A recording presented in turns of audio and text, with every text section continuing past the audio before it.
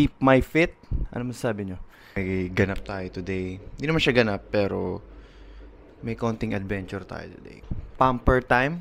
It's self-care Sunday, and let's get dressed. For my pants, I got these jeans from Gap. Ko pala na blend yung. Next natin ay ang top. Basquiat siya na collab. Size XS. Actually, inisip kong bumili ng isa pang ringer tee sa Uniqlo, pero sa women's section. Para lang makita ko yung difference. Pero I could use something a little bit slimmer. Pero shoutout to Mark. Si Mark ang pumili nito for me. Mamit nyo rin siya soon. And then finally, the footwear. Lately, ito yung nagiging go-to ko. Fit for now, YSL boots. Kahit ako sa inyo, much better. Hindi pa kasi ako makapag-setup ng maayos dito sa condo. I need a little bit more few things. Pero patience. We're building. Accessories. Minsan na tayo lumabas eh. Let's accessorize. This one's from Christian Dior. Rings. Bracelet lang tayo. No watch. Solid. Ang sana nito, problem is, magpapa-hair treatment kasi ako. So, wag na. Ano yan? Peep my fit. Ano masasabi nyo? I'm excited for the day. Peace out.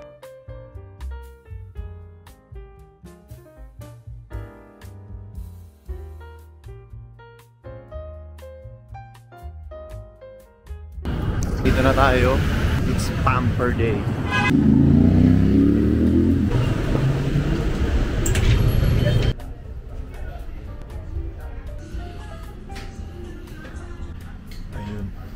Tayo ngayon sa Nook to get Nooktified. Mamaya pa talaga, pero sabi nila agahan ko para makapag-scalp treatment. So, tingnan natin anong laman ng scalp treatment. So, Nook invited me over to try their different services. So, ngayon, ang in-avail ko ay lipat muna daw tayo sa salon.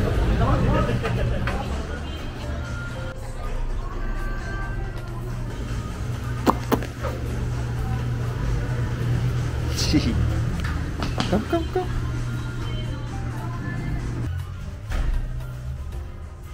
Ang shampoo ba everyday talaga? Hindi.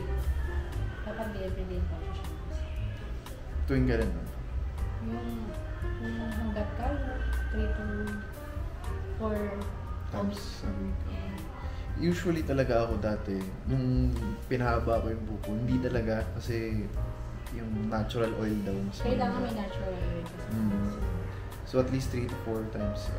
Pero yung conditioner, pwedeng everyday. Pwedeng everyday. Pero sir, ang conditioner para sa hair, kumbaga dulo-dulo lang ang lalagyan mo. Dulo lang. Hindi dapat sa scalp. Okay. Kasi may mga proper na para sa anak talaga. Kaya mas maganda sir na anti-dandruff shampoo gamitin. Minsan nga daw po sa stress, tama ba? Pwede naman sir, kasi hindi ka naman mga stress. Ay, totoo ba? Ang pressure lang. Talaga naman ang stress sir, gusto ko ganyan na lang. Ay, talaga? Ano ba yung Ano ba? Ang bata ang tulog. Totoo. Tingin nyo ma'am, bilang taon? Parang estudyante kasi. Sorry sir. Sorry naman sir. Baka taga-estudyante kanina. Mga bata pala ako ngayon. Naman. Hindi po, ang ano nga sa akin, malala na daw eye bags ko. Baka dahil sa eye bags ate, kaya mga estudyante. Ay hindi cute ka sir eh. Ang charm mo. Thank you po. Ay, sige ma'am, itingin nyo yung taon. Ikaw sir, siguro mga nasa ano ka, 18, 20. Okay. Hindi, 20. Kasi nag-work ka na eh. 25. 25. Kasi nag-work ka na sir eh. Parang may mga kabataan dito na malalaking bulas lang. Ang dami na rin kabataan na ganyan sir, malalaking bulas lang. Si ate binabola ako niya ate. Ay, walang bola sir. Kaya sino ang pagkakamalakang mga bata? Estudyante.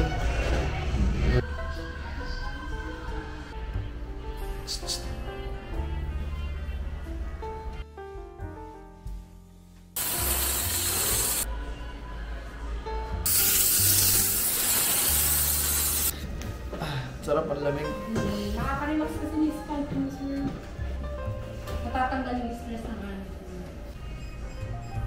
Apo. Sige po. Medyo nakakasabunot lang. Yan, sir.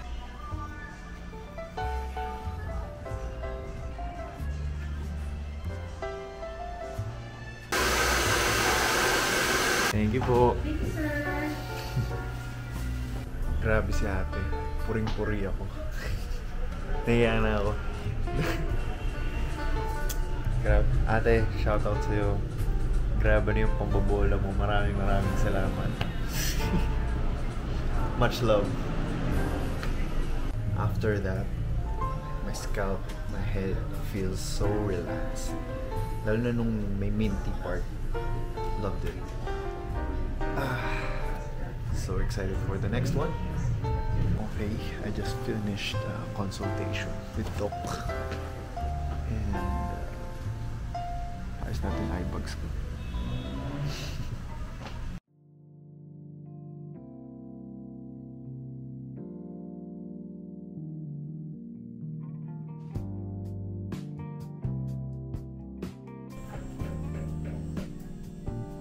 Kumusta? Okay naman bro. Ganyan lang siya.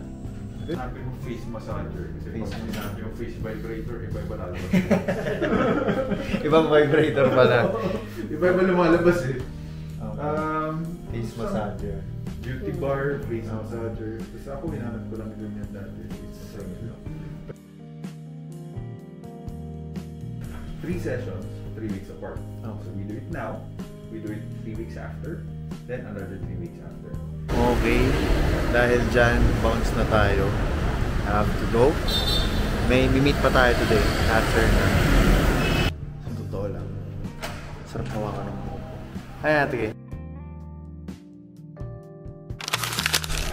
What's up mga buddy? Hindi tayo ngayon sa Vertis North. So, tapos na yung mga nakaschedule kong patient today. May kikitain lang ako kasi may bisita ako today. So, mamimit nyo na siya. One of my favorite people in the world also. And happy that you guys get to meet him now. So, ito lang, I feel fine. Feel ko ang ganda ng fit ko today pero hindi ako nakapag-shoot ng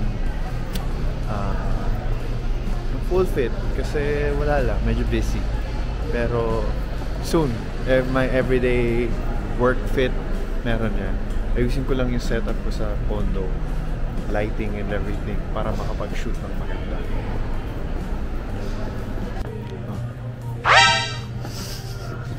Kuy DJ nga pala. Ayan guys. Hindi ko alam kung i-introduce ko muna ng buo kung sino si Kuy DJ, pero you're just gonna see him often. Kasi madalas kami lumalabas eh. So ayan, walang magawa. So titingnan na lang kami ng furniture. Kasi kailangan ko ng sofa bed or bed, pero feel ko sofa bed kukunin ko. Kailangan ko yung opinion nitong diva na to kasi diva yan, Kuy DJ. Ito kami ngayon sa Mandaue Foam.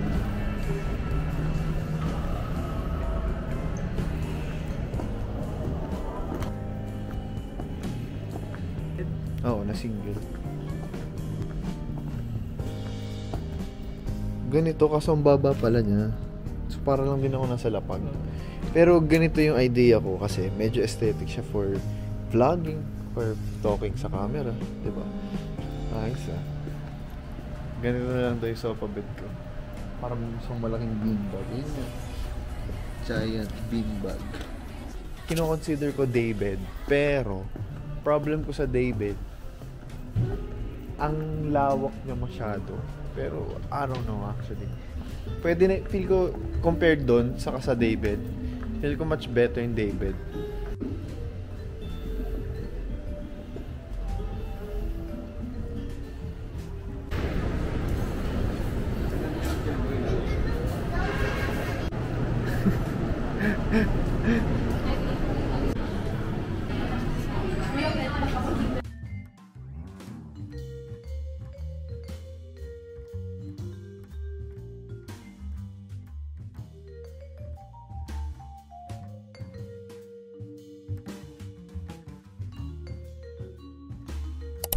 tapos na ang shift.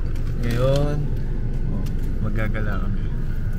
Hanap ng ano po trip mo? Gusto niya raw ng madumi. Maghanap kami ng madumi. So, dito na tayo. Dito ang ending natin sa the original, pare. Tayo ngayon, food trip tayo. Solid.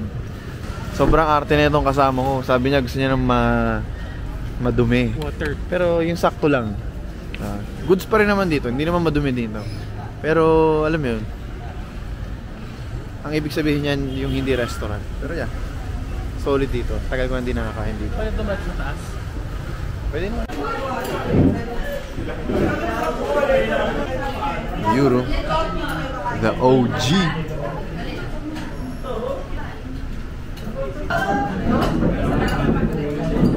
First bite. Solid.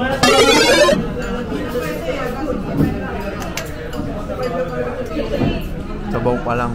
Ulam na. Siyempre, hindi pwedeng walang chili.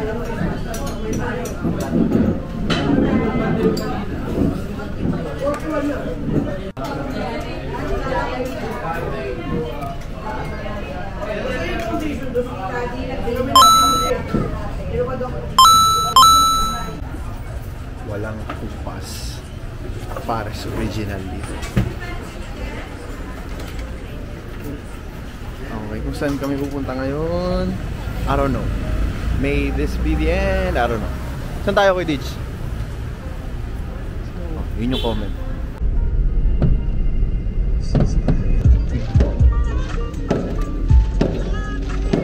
Happy New Year! Alright, location number 3. We're up in here. Meron naman siguro sa dito. Ayoko na magsilato.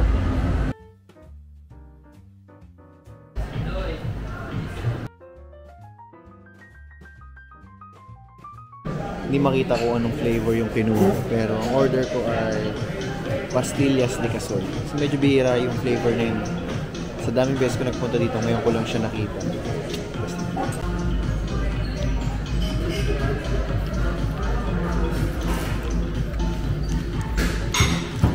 Top. Solid.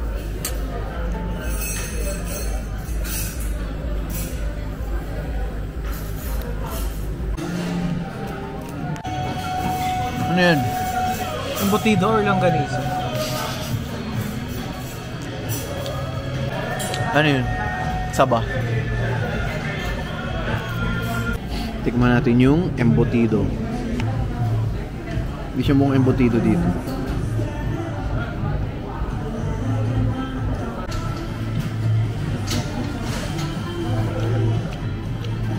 Banana cake.